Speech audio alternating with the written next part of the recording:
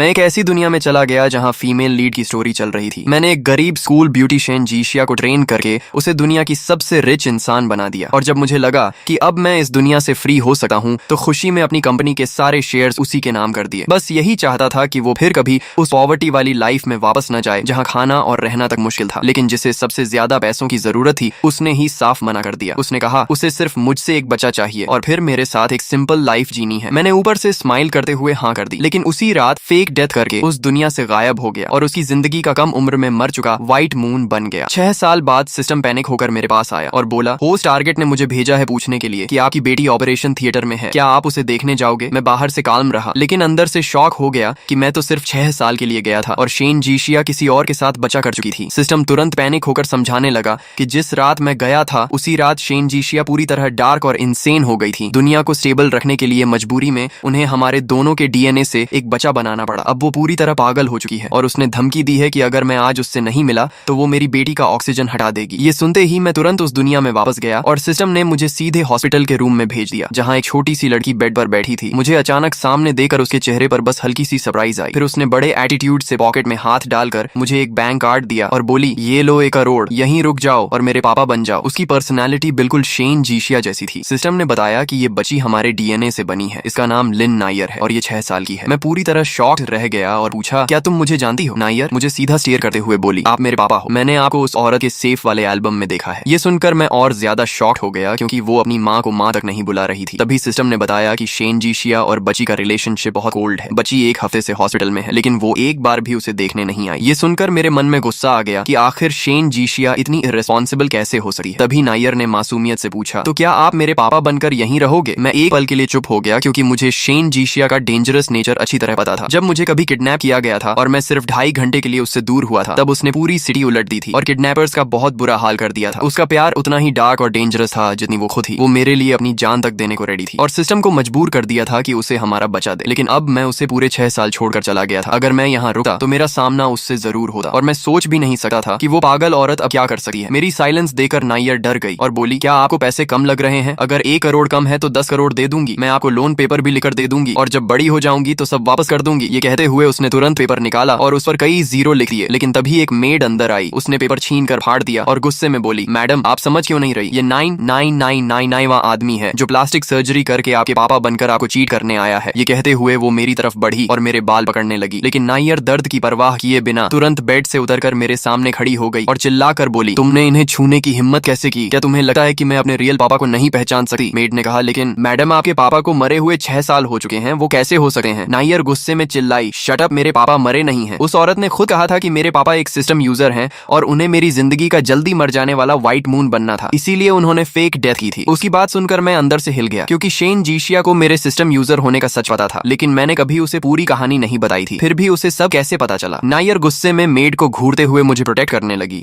जैसे कोई छोटी वाइल्ड कैट अपने सबसे कीमती इंसान को बचा रही हो। मेड आखिरकार रूम से बाहर चली गई लेकिन जाते जाते उसने किसी को फोन कर दिया। नायर ने चुपके से अपनी आंखों के आंसू पोंछे लेकिन उसकी लाल आंखें देखकर मेरा दिल पिघल गया। मैंने धीरे से पूछा सर्जरी के स्टिचेस दर्द कर रहे हैं क्या। उसने एटीट्यूड से कहा सिर्फ अपेंडिक्स सर्जरी थी, मैं ठीक हूँ। मैं एक पल के लिए फ्रीज हो गया क्योंकि शेन जीशिया ने तो ऐसे बिहेव किया था जैसे बच्ची मरने वाली हो। सिस्टम धीरे से बोला शायद उसने आपको वापस बुलाने के लिए ही इतनी बड़ी धमकी दी थी। तभी मेरी नजर टेबल पर रखी मेडिसिन पर गई लेकिन जैसे ही मैं उसे लेने आगे बढ़ा नायर ने डरते हुए मेरा हाथ पकड़ लिया और बोली पापा मैं आपको जितने पैसे चाहिए दूंगी, बस आप मुझे छोड़कर मत जाना। उसकी डरी हुई आंखें देखकर मेरा दिल पूरी तरह टूट गया। मैंने उसे गोद में उठाकर बेड पर बैठाया और कहा मैं कहीं नहीं जा रहा और मुझे किसी पैसे की जरूरत नहीं, पहले मेडिसिन पी लो। नायर तुरंत बोली मैं बहुत इजी चाइल्ड हूँ, मुझे कुछ नहीं चाहिए, बस आप चले मत जाना। मैंने हंसते हुए कहा अगर तुम मेडिसिन पी लोगी तो मैं यहीं रुकूंगा। ये सुनते ही उसकी आंखें चमक उठी और उसने नाक पकड़कर पूरी कड़वी मेडिसिन एक ही बार में पी ली। फिर मेरे कपड़े कसकर पकड़ ली और बोली मैंने पी ली, अब आप नहीं जाओगे। मैंने उसके सिर पर हाथ फेरते हुए कहा हाँ मैं यहीं हूँ। लेकिन वो फिर भी नहीं मानी और बोली प्रॉमिस करो। मैं हेल्पलेस होकर हंस पड़ा क्योंकि माँ बेटी दोनों को मुझसे प्रॉमिस करवाने की आदत थी। मैं उसे थपथपाकर सुलाने लगा और थोड़ी देर बाद वो मुझे देखते देखते सो गई। मैं उसे देखकर इमोशनल हो गया। तभी अचानक सिस्टम ने पैनिक होकर अलार्म बजाया और बोला होस्ट टारगेट के साथ कुछ गलत हो गया है। अगले ही पल मेरे सामने एक बड़ी स्क्रीन खुल गई जिसमें हमारी पुरानी विला दिखाई दे रही थी। हॉल में हजारों वुडन डॉल्स रखी थीं और उन सभी का चेहरा बिल्कुल मेरी तरह था। बीच में बैठी शेन जीशिया अपने हाथों से एक और डॉल कार्व कर रही थी। 6 साल बाद भी उसका चेहरा उतना ही खूबसूरत था लेकिन उसकी आंखों में अब सिर्फ खालीपन और मैडनेस बचा था। उसे देखकर मुझे पहली बार उससे मिलने वाला दिन याद आ गया। उस समय उसे उसके असली पेरेंट्स ने घर से निकाल दिया था। कड़ाके की ठंड में उसने सिर्फ एक पतली हाफ स्लीव पहनी हुई थी। पूरा शरीर चोटों और ब्रूजेस से भरा था और वो बेयरफुट समुद्र की तरफ बढ़ रही थी। उसकी आंखों में जीने की कोई उम्मीद नहीं बची थी। तभी मैंने दौड़कर उसका हाथ पकड़ा और पूरी ताकत से उसे समुद्र से बाहर खींच लिया। वो लगातार छूटने की कोशिश कर रही थी, लेकिन मैंने उसे जाने नहीं दिया और जबरदस्ती अपनी जैकेट उसके ऊपर डाल दी। उसने सस्पिशियस नजरों से मुझे घूरते हुए भारी आवाज में पूछा, तुमने मुझे क्यों बचाया? तब मैंने कैजुअली जवाब दिया, क्योंकि मैं फ्यूचर देख सकता हूँ और मुझे पता है कि तुम आगे चलकर बहुत पावरफुल इंसान बनने वाली हो, ऐसी इंसान जो पूरी दुनिया को हिला देगी। मैं झूठ भी नहीं बोल रहा था, क्योंकि कहानी में शेन जीशिया असली फाइनल विलन थी। बस उसे अपनी जिंदगी का सबसे मुश्किल समय पार करना था और फिर वो फीमेल लीड से भी ज्यादा ताकतवर बन जाती। शेन जीशिया किसी पर आसानी से भरोसा नहीं करती थी, लेकिन न जाने क्यों उसने मेरी हर बात पर यकीन कर लिया। फिर मैंने 3 साल तक उसे ट्रेन किया और धीरे धीरे वो लोगों की नजर में ऐसी रूथलेस वुमन बन गई जो पावर और मनी के लिए कुछ भी कर सकती थी। लेकिन उसी दौरान मैं उसकी जिंदगी की सबसे बड़ी वीकनेस भी बन गया। मैं अचानक रियलिटी में वापस आया तो देखा शेन जीशिया ने कार्विंग नाइफ उठाकर बिना हेजिटेशन अपनी उंगली काट दी और खून से वुडन डॉल के होंठों पर आखिरी निशान बना दिया। फिर वो हल्का सा मुस्कुराई और बोली, मेरा लिंक्डइन सच में बहुत हैंडसम है, लेकिन अफसोस आखिर में ये भी वो नहीं है। उसका ये कहना था कि मेरे पूरे शरीर में सिहरन दौड़ गई। मैंने उसकी नजरों का पीछा किया और अगले ही पल मेरी रूह तक कांप गई, क्योंकि कमरे के हर कोने में रखी वुडन डॉल्स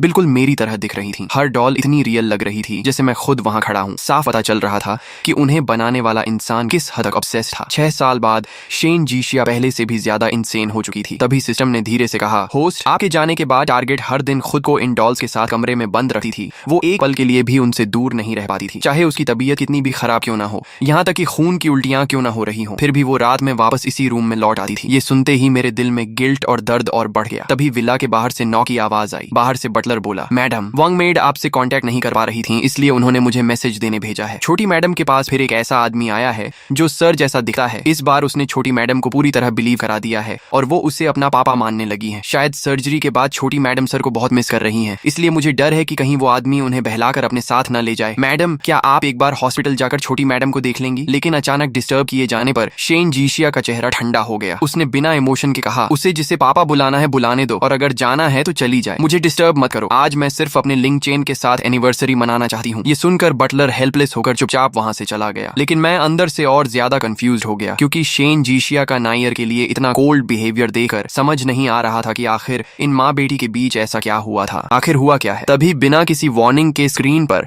अचानक फ्रेश ब्लड फैल गया। शेन जीशिया ने बिना एक पल रुके अपनी कलाई ब्लेड से काट दी और एक्सप्रेशनलेस चेहरा लेकर बहते हुए खून को वुडन डॉल पर गिराने लगी। मेरी आंखें शॉक से फैल गईं। मैं चिल्लाया, ये क्या कर रही है? क्या इसे अपनी जान की भी परवाह नहीं? सिस्टम ने धीरे से बताया, ये एक रिचुअल है। कहा जाता है कि अगर शादी की एनिवर्सरी वाले दिन कोई अपना खून डॉल पर गिराए तो उसके लवर की सोल उस डॉल में वापस आ सकती है। शायद वो तुम्हें इसी तरह वापस आया कि क्या तरीका है। तभी वॉल पर टंगी हमारी पुरानी फोटो अचानक गिरकर टेबल से टकराई और पास रखा मेडिकल बॉक्स उछलकर सीधा शेन जीशिया के पैरों के पास जा गिरा। वो वही मेडिकल बॉक्स था जो मैंने बहुत पहले उसके लिए बनाया था, क्योंकि वो हमेशा खुद को हर्ट कर लेती थी, इसलिए मैं उसकी सारी मेडिसिन और बैंडेजेस उसमें रखता था। शेन जीशिया ने जैसे ही मेडिकल बॉक्स देखा, वो एक पल के लिए फ्रीज हो गई। फिर उसकी पागलों जैसी आंखें उस डॉल पर टिक गईं और वो धीमी आवाज में बोली, लिंग चेन, क्या सच में तुम वापस आ गए हो? लेकिन रूम में कोई जवाब नहीं आया। कुछ सेकंड्स बाद वो खुद ही टूटकर हंस पड़ी और बोली, मैं सच में पागल हो चुकी हूँ, मुझे सच में लगा तुम इस डॉल में वापस आ जाओगे। तभी सिस्टम ने अचानक खुश होकर कहा, होस्ट, अच्छा हुआ रिचुअल का टाइम खत्म हो चुका है, वरना ये औरत सच में अपना सारा खून बहा देती। मैंने राहत की सांस ली जब शेन जीशिया ने आखिरकार ब्लेड फेंक दिया और नीचे बैठकर मेडिकल बॉक्स से बैंडेज निकालकर अपनी कलाई बांधने लगी। लेकिन उसका पीला चेहरा देखकर मेरे अंदर गिल्ट और दर्द दोनों बढ़ गए। क्या मेरे जाने के बाद वो हर साल खुद को ऐसे ही हर्ट करती रही थी? सिस्टम ने धीरे से कहा, पहले भी करती थी, लेकिन आज जितना डीप कट उसने पहले कभी नहीं लगाया। शायद कुछ देर पहले वो सच में तुम्हारे लिए मरने को रेडी हो गई थी। मैं पूरी तरह साइलेंट हो गया। गिल्ट मेरे अंदर और बढ़ता जा रहा था। थोड़ी देर बाद स्क्रीन गायब हो गई और मेरी नजर फिर हॉस्पिटल रूम में सो रही नायर पर पड़ी। वो बेड पर छोटी सी बॉडी सिकोड़कर सो रही थी और पहली बार मुझे महसूस हुआ कि ये सच में मेरी और शेन जीशिया की बेटी है। उसका चेहरा भी काफी हद तक मुझसे मिलता था। मैं उसे देखते हुए हल्का सा मुस्कुरा दिया। शाम होने लगी तभी नायर अचानक डरकर उठ बैठी। उसका चेहरा पूरी तरह सफेद था और माथे पर पसीना था। मैंने उसके माथे का पसीना साफ करते हुए पूछा, क्या तुमने कोई नाइटमेयर देखा? मुझे देखते ही उसकी आंखें लाल हो गईं और वो कांपती आवाज में बोली, पापा, सच में आप ही हो ना? आप वापस आ गए और इस बार मुझे छोड़कर नहीं गए। मैंने अभी सपना देखा कि वो क्रेजी वुमन उन सभी लोगों को मार रही थी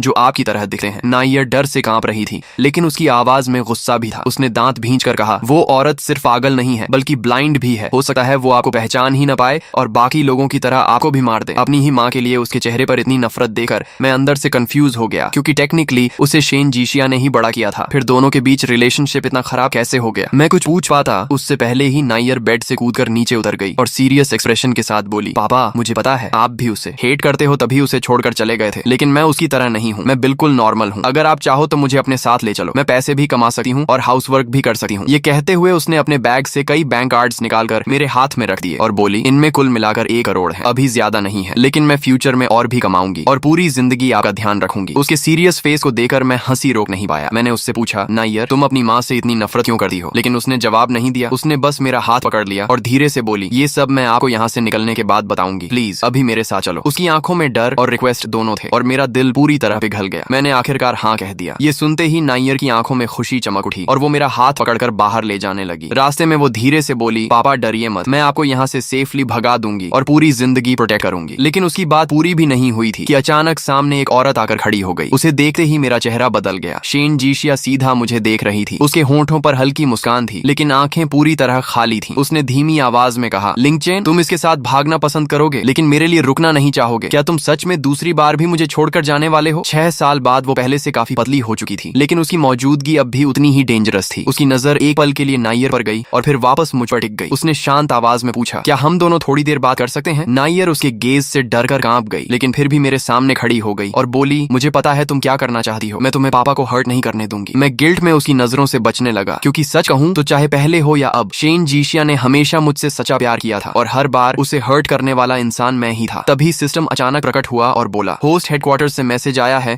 कि अगर टारगेट इमोशनली स्टेबल हो गई तो तुम्हारा मिशन कंप्लीट हो जाएगा। शायद ये बातचीत अच्छा मौका हो सकती है। मैंने धीरे से सिर हिलाया और आखिरकार शेन जीशिया की तरफ देखकर कहा, ठीक है हम बात करेंगे। नायर ने तुरंत मेरे कपड़े पकड़ लिए और डरी हुई आवाज में बोली, पापा मत जाइए। मैंने उसके सिर पर हाथ फेरकर उसे समझाया, चिंता मत करो, मुझे कुछ नहीं होगा। तब जाकर उसने धीरे से मेरा कपड़ा छोड़ा, लेकिन उसकी नजर अब भी मुझ पर ही टिकी हुई थी। मैं उसे रीअश्योरिंग स्माइल देने के लिए पीछे मुड़ा ही था कि शेन जीशिया अचानक बोली, तुम्हें उस बच्ची की बहुत चिंता है ना?